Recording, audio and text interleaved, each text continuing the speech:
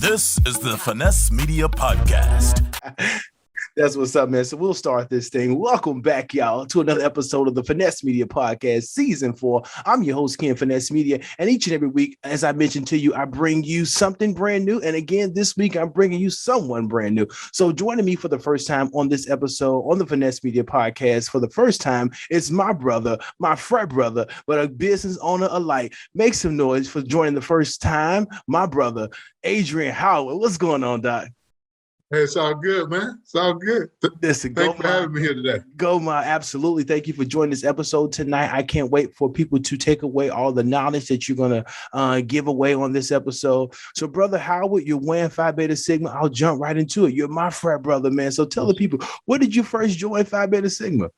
Well, I joined in Louisiana, spring 86, Zeta Iota chapter, young man on campus.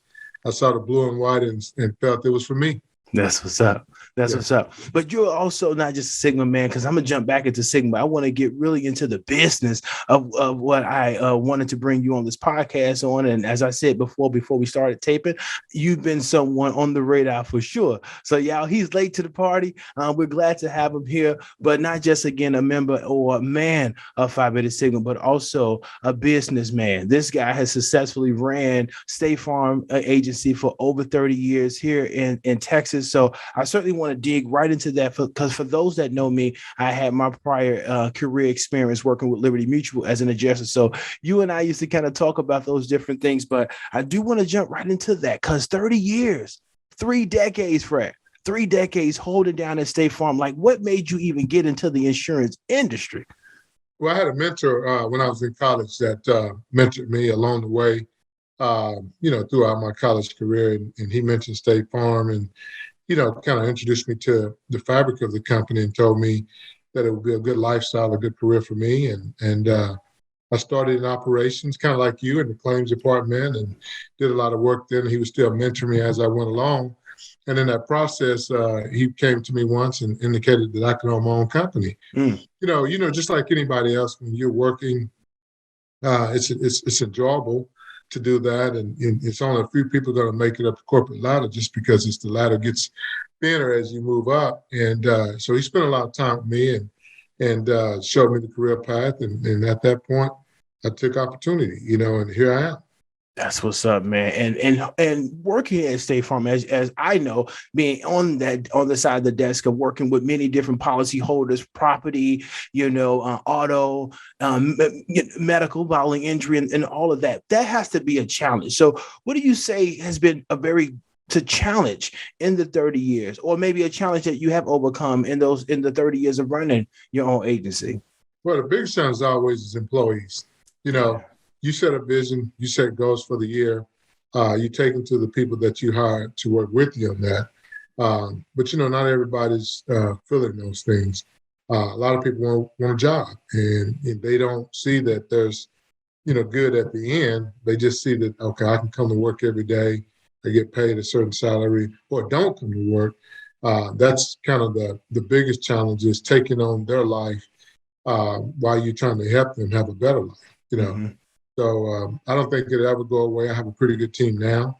Throughout the process of my success, it's been different people. I have a really solid team that's helping me now, but back, throughout, the last 28 years, it's been bumps, Yeah. But when there's bumps and there's highs and lows and ebbs and flows, you still rise to the occasion. The cream rise to the top.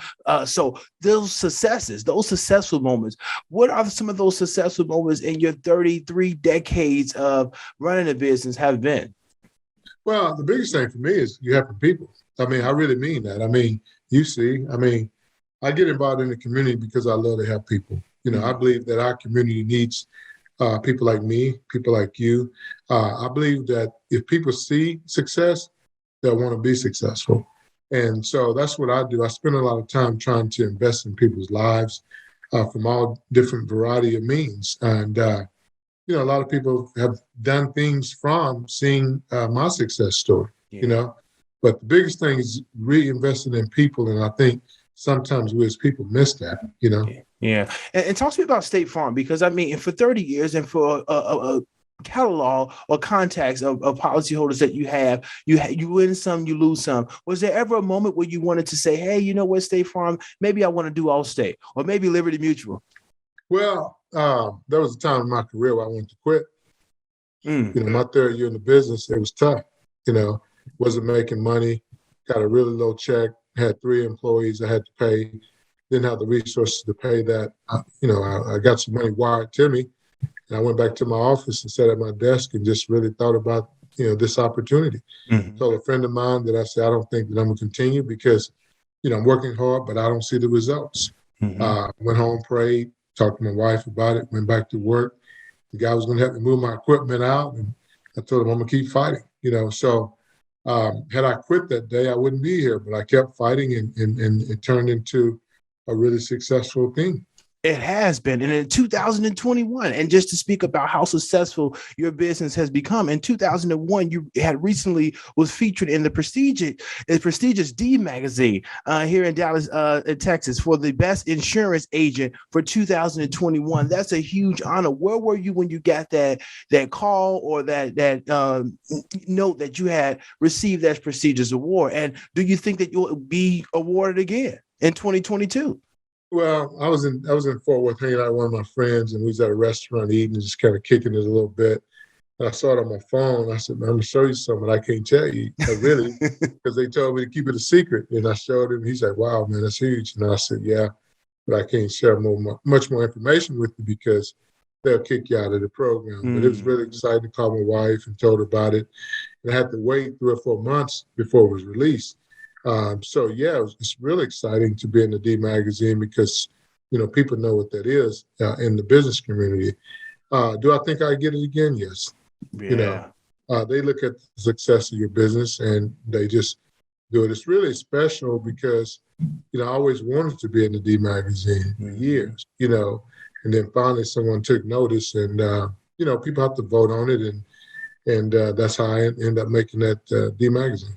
That's what's up, man. And keeping your success going outside of State Farm, as we alluded to at the top of the episode, with you being a member of Phi Beta Sigma, you're continuing to take on leadership roles by putting your name in the hat. Running for the regional Gulf Coast regional director of Bigger and Better Business. My brother, I don't know any other person that's qualified for the job. Talk to me and my listeners and my followers about that.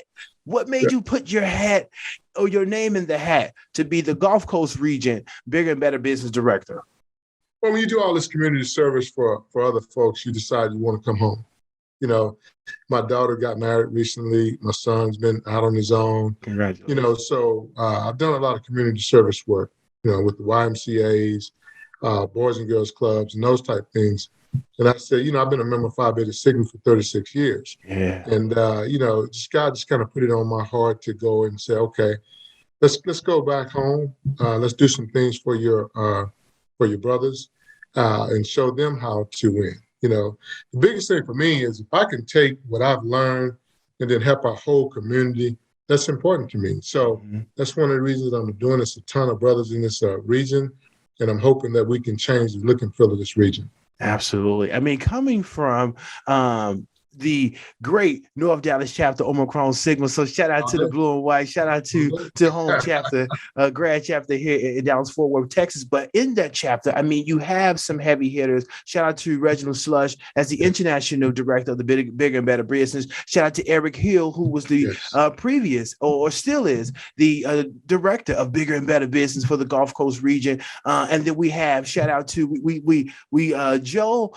Joel, we miss you down here in Dallas, but Joel is continuing. Joel is continuing to hold it down in Houston, but being in the Omicron Sigma chapter, what is that like being around so many men that not only hold position in Phi Beta Sigma on an international level, but also are businessmen in their own right, such as Reginald Slush, who's the owner and CEO of his own business? How does it feel being around other like-minded businessmen? Well, it's very important. I mean, that's part of the inspiration. He was the first person I told about this thing, and he was shocked because I said I'd never do this kind of thing. But he was also impressed. I mean, he said that you need to do it, brother. He said, guys like you, always on the sideline. You have the knowledge, you have the skill, but sometimes you don't get into it because of some of the other things that may go on. And so, I told him, let me think about it for about a week to make sure that it's something I wanted to do. Talked to my wife about it, spent a lot of time in prayer, and came back and put it out there and talked to a lot of other brothers, throughout the region. And I was getting a lot of support from those brothers, and I felt that it was time for me to go ahead and move forward. Yeah. So let's talk about just a little bit. I don't want to give it all away. I know upcoming, once this air, we'll probably be a couple days away from celebrating with you. But I'll ask this question because there's brothers that's watching in the region and I'm sure on a national level. What do you plan to bring as the new, I'll say it now, the new director of Bigger and Better Business, particularly for the Gulf Coast region, and more specifically the change, or if any change is needed? What do you plan to bring as the new director? Well, my biggest thing, I told some brothers tonight, relationships, relationships, unity, transparency. I want them to know who I am, but not more importantly, I want them to know who you are. A lot of times when we take on these leadership roles, we don't make leaders. My goal is to make new leaders within my part of this administration, teach other men how to be successful businesses.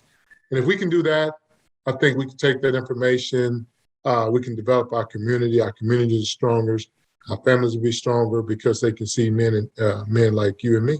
Yeah, no, as I say, I cannot wait to celebrate with you when they do announce that you are becoming the new director. In every episode, Brother Howard, I ask my Finesse, which is someone like you, someone who joined the podcast, who's that person for you that's finessing the game? If that person comes to mind right away, who would you say? I haven't really looked at, but you say Jay-Z. Jay-Z. Yeah, Jay-Z, man. Jay-Z, he's definitely finessing the game. Yeah, I like Jay-Z because, what he did, how he started. I listen to him a lot. And, you don't become a billionaire by just talking about it. Yeah. You do things about it. And so I model myself after, guys like that. This guy, Clarence Avant, is really my hero. You look him up. Yeah, he's put a lot of people on, in the entertainment space. So, he's someone that I looked up to. Mm-hmm. If you read about him, his wife recently was killed, several months ago. But he put Jamie Foxx, Dr. All those guys, went through him. Mm-hmm. He wasn't a rapper or entertainer, but he was a very influential person. And that's similar to what I want to be. I want to be to help other people develop in their craft and, be the kind of people that people want to look up to. Yeah. And just going back into the Omicron Sigma chapter, Brother Howard, I just want to kind of highlight again the amazing work that chapter does. What are some things that you're most proud of that this chapter does? As I want to mention and give you a shout out of being the one to start Blue Tuesday and keeping it going here in Dallas. But this chapter, Omicron Sigma, does a ton of things that I can, run the list on. But for you, an active member, and again, one of the innovators for a project like Blue Tuesday, what are the things that you like that you say stand out most about Omicron Sigma as a grad chapter that you see and has, kind of rub elbows with other chapters that you don't see in those particular chapters, but you see it in Omicron Sigma, and that's what you enjoy most? Well, we continue to strive for excellence. We hold each other accountable. There's no one bigger than the other. That's important, to me, because, if you're going to grow, you need to be able to talk to someone else. They're doing something in their lives and careers that you need, and likewise. And so that's helped me in my business on different things that I was doing. I was able to reach out to the Howard Redmonds, Reginald Slushes, Joe Rowlands, you. I just believe everybody has a role to play. And there's no one person bigger than the other. If we take that information, you grow individually. Yeah. Yeah, no, absolutely. And I have watched you, Brother Howard, from the moment I stepped here in Dallas and came to a meeting. I'm like, who is this brother pulled up in his BMW? It's a smooth black SUV here. And he rolls the window down, super dap near, but a good brother, a humble brother, and an Aries brother. So you're celebrating everything is That's coming all up, good. man. So what's going on? You got birthday plans coming up? What are your plans, man? Because you're turning another year. Anything planned? As you celebrate all of this success you're having, you're going to have soon, very soon. What do you plan to do to bring your birthday a part of some of this hoopla? Well, my wife and another couple, we're going out to Cabo. We're going to spend a week. Of course, there. You're going to Cabo. Yeah. Yeah, we're going to spend a week out there, man, and just enjoy life, man. And life is very short. We've gone through some situations recently, and we're just going to enjoy life, man. It's been a grind getting to where I'm at today. I'm very thankful for the relationships that have been put in my life.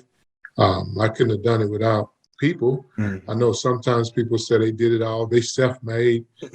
No one's self-made, man. That's lies. Them lies. That's right. We all made by something. And also those cats who say they don't sleep. You're crazy because I'm getting my 8 hours of sleep. You got folks that say I don't sleep. I'll sleep when I die. No, at night I'm gone.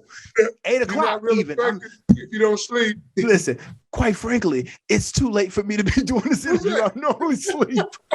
So I'm over here like, listen, once this is over, I'm going to bed. I don't understand those folks that say, hey, I'll sleep when I die. Team, no sleep. No, listen, as someone who is a dad, an entrepreneur, I have to get my rest because that makes me full the next day and being able to give my full self to any situation or environment I'm a part of. So no, I'm not rocking with those cats. No, I'm not either, man. You got to get you some sleep. Yeah. And you balance it all again as a businessman, as an active member, as a dad, as a husband. I mean, Brother Howard, how the heck do you manage it all again for 3+ decades? It wasn't always easy, but you just prioritize what you do. I mean, my family's always going to be number one. Yeah. And once you put that in perspective, even running for this position that I'm running, I spent time with my wife about it to see if it was, something that she agreed with. And when she told me, I want you to do it, I mean. Yeah, because what did she say? I mean, because, dude, listen, I'm imagining, right? I'm not an owner or a person that runs a business as that caliber as that you run. But what did she think when you said, hey, I'm put my name in the hat for bigger and better business as a director for not just,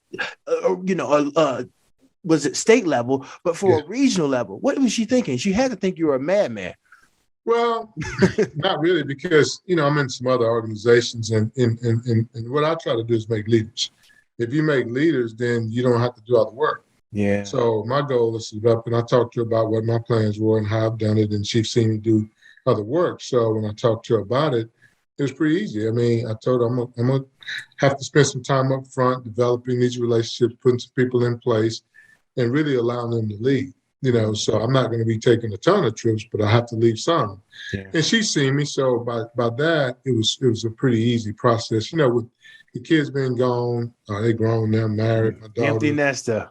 Yeah, so that was important, and she's doing some other things. So she was glad that I decided to do it. That's good. She believes in giving back probably more than me. That's wonderful. So, that's wonderful. Brother Howard, what would you say to someone young? And again, particularly to a lot of our young African-American brothers that just try to find their way. Sometimes college isn't the best route for one, and the trade school may not be it. But what would be your advice, again, for someone who has been, through and through and had the leaps and the bounds through your level of success to where you're at now? What advice would you give to someone that is just looking to find what to do next and they're kind of unsure on what to do? We need to find a passion. Look for the passion.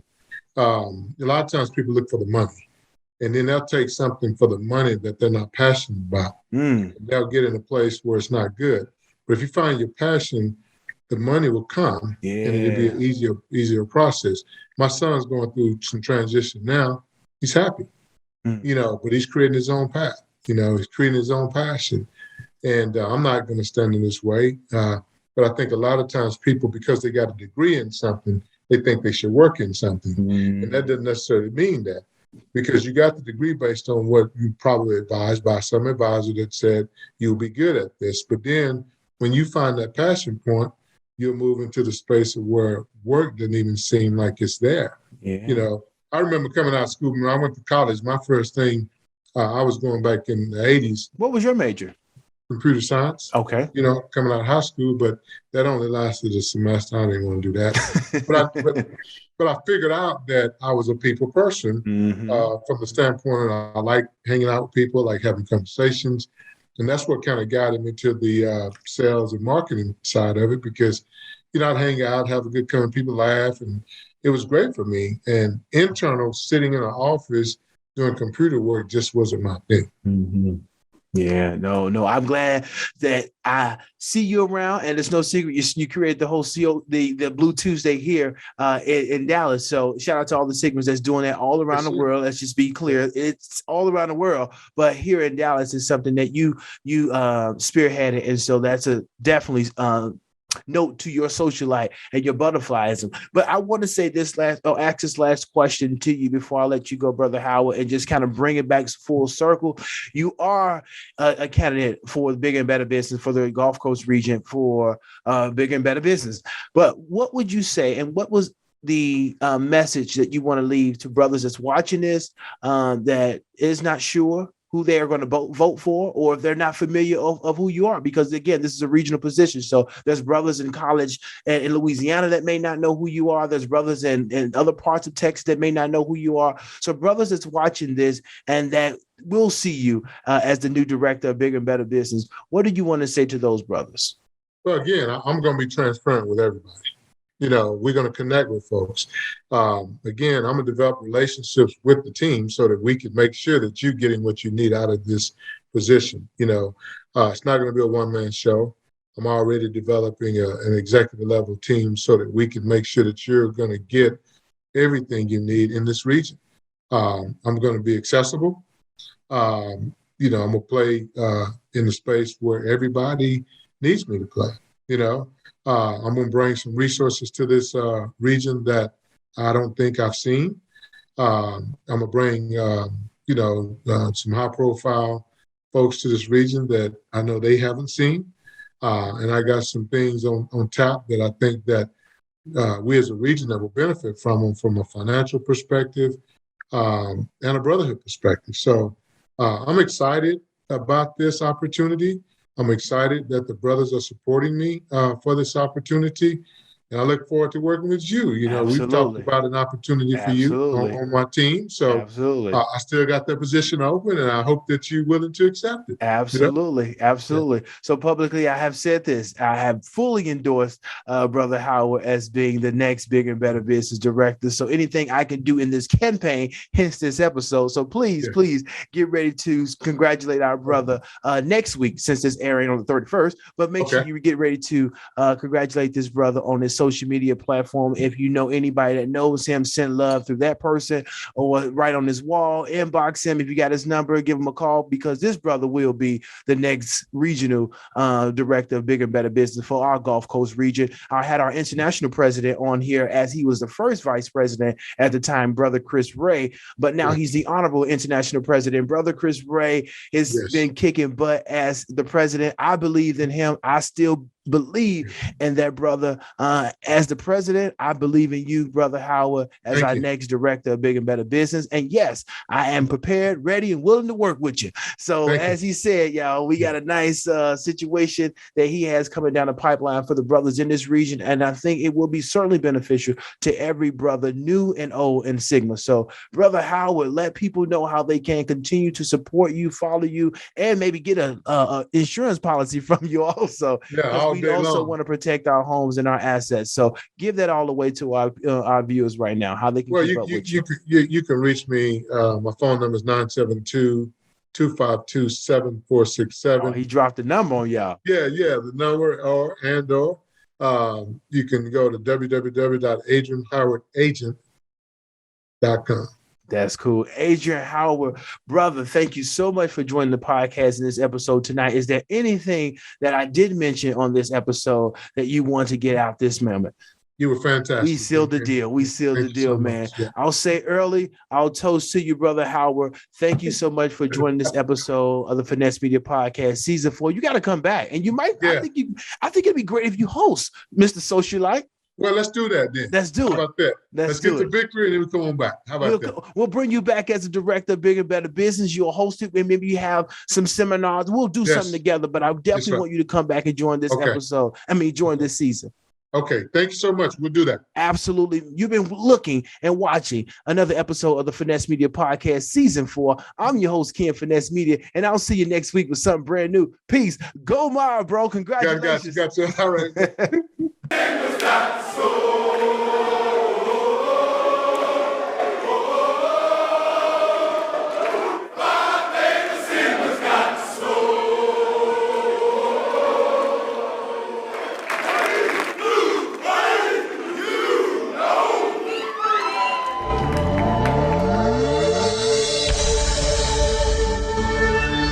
This has been another edition of the Finesse Media Podcast. Join us again next week for the latest news from HBCUs. Special guest